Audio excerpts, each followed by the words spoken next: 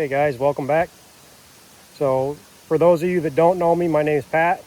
I used to run a handyman service, and I have some ways in a difficult economy and the way the fuel prices are and the cost of living, especially here in Vermont. Here in Vermont, the cost of living is crazy and the taxes are worse.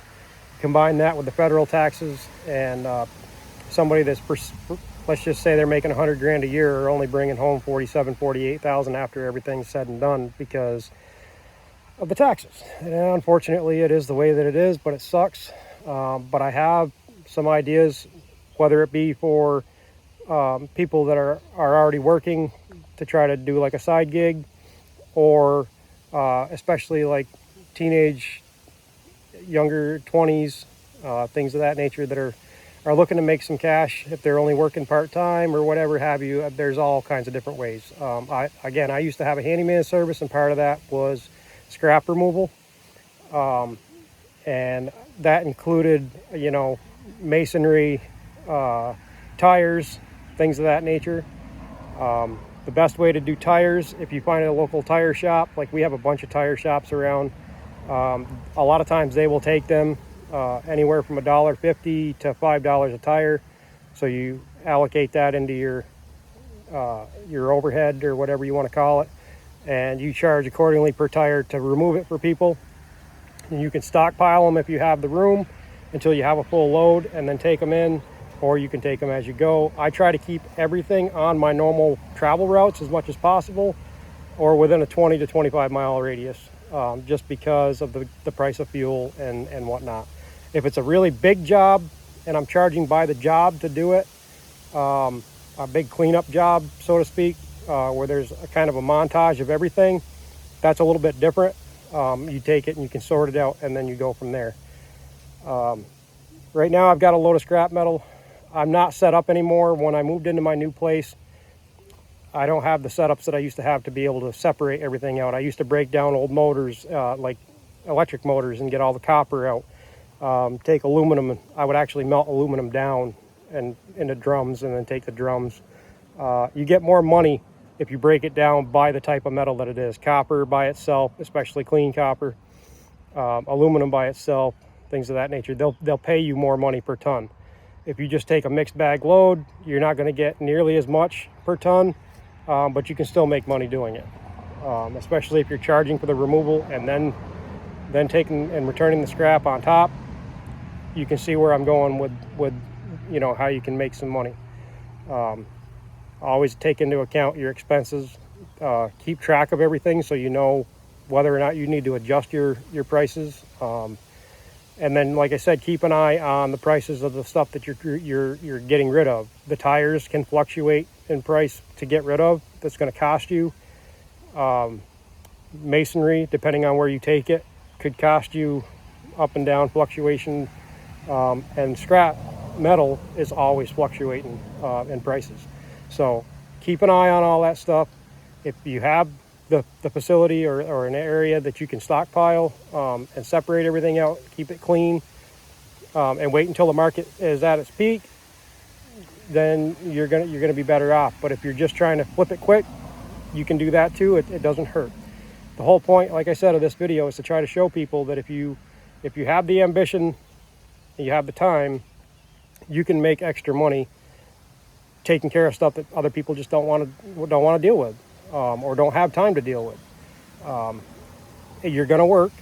You're going to get dirty. There's stuff about it that, is what it is. And that's why that type of work is available, because a lot of people just don't want to deal with it. So I'll flip you around and show you this load. So this is the load that I've got right now. It's a bunch of mixed bag scrap metal. That bandsaw has a motor on it. There's 2 compressors in here that have motors on them. There's a chop saw in here, or miter saw, however you want to call it, that has a motor on it. Those types of things, I would normally take the motors off, take them apart, get all of the copper out and all of the different types of metal, separate everything, and then grade it and take it by grade. Like I said, you get more money that way. This, I don't have time to do that, and I don't have the facility to do it, or I guess I don't have the space to do it right now. So anyway, it's going to be what it's going to be. Whatever I get for this load is going to be what it is, or mixed load, and it's a lot less, is what I'm trying to say. Again, you can get as creative with this process as you would like. You can invest yourself as much as you would like. If you make some tools like I used to do for myself, I don't have them anymore, but you can make ways to make it easier for you to be able to separate everything out, and your storage bins for each type of metal that you can load and unload. You could really make some money, especially if you make a name for yourself and you're out there. Just remember, if you advertise, you're gonna have to pay extra for that. It's just an added expense. I go by word of mouth. Most people in this small area know me, so if they need something, they call me anyways. Again, I was a handyman for over 20 years, so people just know who I am, and they're happy to give me a shout and say, hey, could you give me a hand with this? Not everybody has that, but even in a city, you know, there's stuff everywhere that people want to get rid of, or are looking to try to get rid of, and you can turn it into something if you really want to apply yourself just a little bit. I guess what I'm saying is, don't be lazy. If you really want to try to make some money, and this is just one of 100 different ways that growing up we learned how to do. We used to work on farms, other people's farms, and help them out. Everybody around here now does some kind of lawn care service, so it's not like it used to be back in the day. We used to go take care of people's yards for them, storm cleanups, after winter cleanups, things of that nature, and that's how we made extra money when I was younger. But there's so many companies that do that now that it's hard to find a good customer base where you can stay busy quite often. I still work full time. I'm not going to stop working full time. It's not fathomable for me, because I make way more money working than I would doing this full time. But I can make a significant impact on my yearly income by doing this type of work, simply because a lot of people, again, just don't want to do it. So I really hope this video helps you guys. If you'd like to see more of this type of stuff, please leave a comment.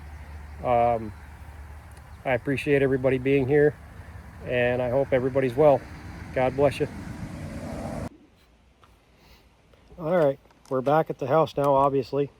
I apologize. I wanted to excuse me, try to video the process of going over the scale loaded, getting weighed, getting rid of the scrap metal, and then getting weighed empty, and then going in and receiving the money and all that. But unfortunately, so what I was trying to do is I was trying to keep this video towards people starting out that don't know anything about this process in particular. And I went to the scrapyard that I went to is 7 miles from my house, and it's a brand new scrapyard. They don't know me. I don't have the rapport with them that I do with other places in the area. So I did that on purpose, because I wanted to show you as authentic as I could the process, you know, if you were just starting out. So what happened is, I went in and I introduced myself before I even went over the scale, told them what I had, which was a mixed load of scrap metal. And I told them that I knew that it was a different price per ton for a mixed load than it was for sorted. And they went through the whole process of explaining to me, which I knew, but others don't. It was nice that they went through the process of explaining to me that if you separate this and you separate that, you're going to get way more bang for your buck by weight.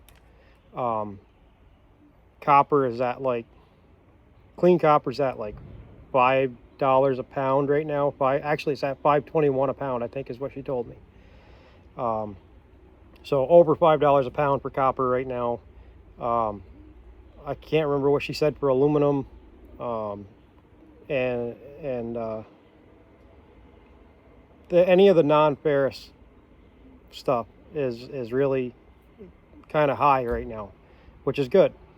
But if you don't have the time or the ability to break everything down and separate it, like that's why I did this the way I did, and the fact that I just don't have a setup yet, which I will have, to do so. This is as real as I could keep it for somebody just starting out, to see how it works. Unfortunately, I couldn't get the video for at the yard. I apologize, but they just, for whatever reason, they didn't want people videoing. That's their business. Nothing I could do about that. Hopefully I can build a rapport with them, and at some point I will be able to video there, and actually show the process. But it's literally, you just drive onto the scale, you stop, the scale settles, they take your weight, you go off to whatever area that they want you to dump at, you get rid of the scrap metal, which took me all of 2 minutes. You drive back up onto the scale, they weigh you empty, you go park, you go in, and they cut you a check. So this place here, and it's fairly on par with the rest of the ones in my area.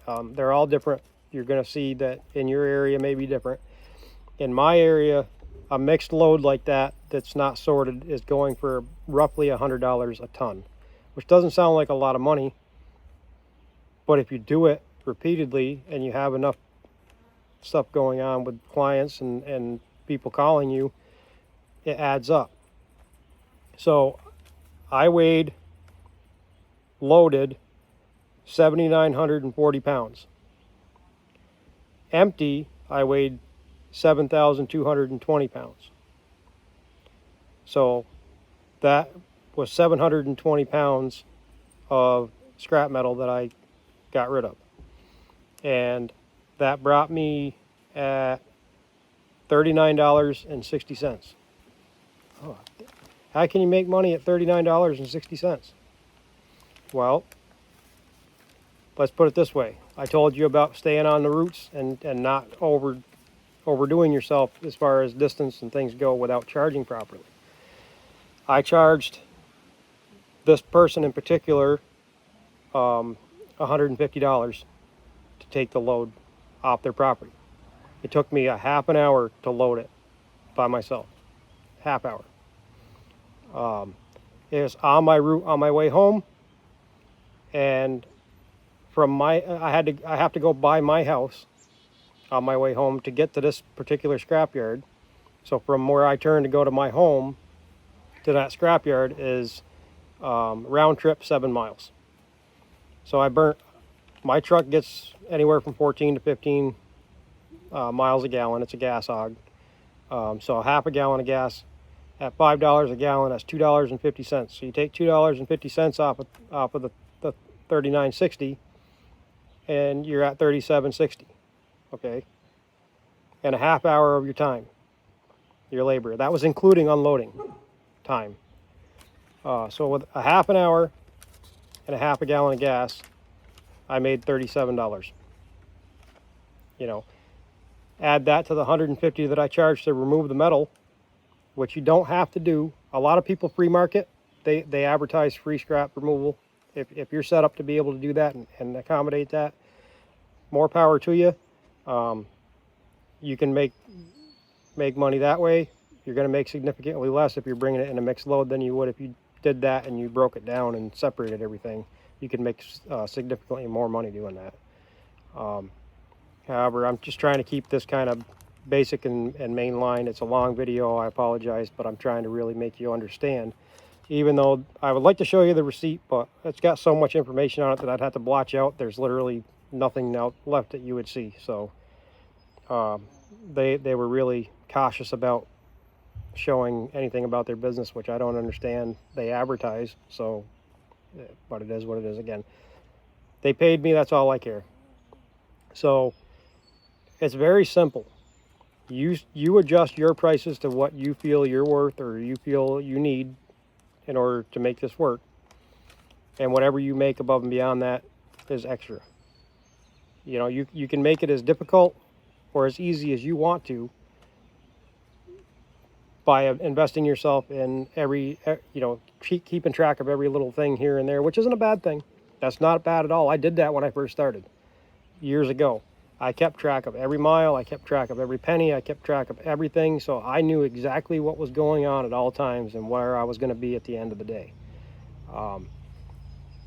Like I said, $37 doesn't seem like a lot of money. Even if I didn't charge the $150 to remove the metal and I just got the $37.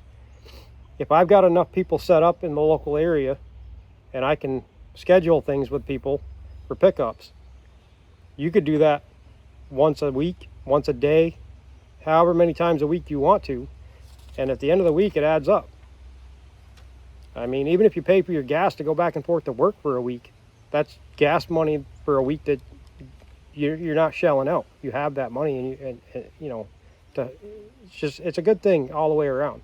And it cleans places up and keeps people from dumping stuff on people's property or on the side of the roads that somebody else has got to clean up and all that. So I really do hope that this video helped some of you. I would like to do this better. I'm not quite sure how I'm going to make that happen, but if there's something different that you want to see, if you have questions, comments, please keep it G-rated. I do have younger people that watch the videos, but by all means, reach out and let me know, and I'll be happy to try to help you out in any way that I can. So until next time, I hope everybody stays safe, because it's warm weather. Everybody's out and about and not really paying attention. They're kind of doing their own thing, and I hate to say it, most people are on their phones while they're driving when they're not supposed to be. So just pay attention, drive defensively, and God bless you guys. Just remember, Jesus loves you, and so do I. And if there's any way that I can help you out, hit me up. Till next time.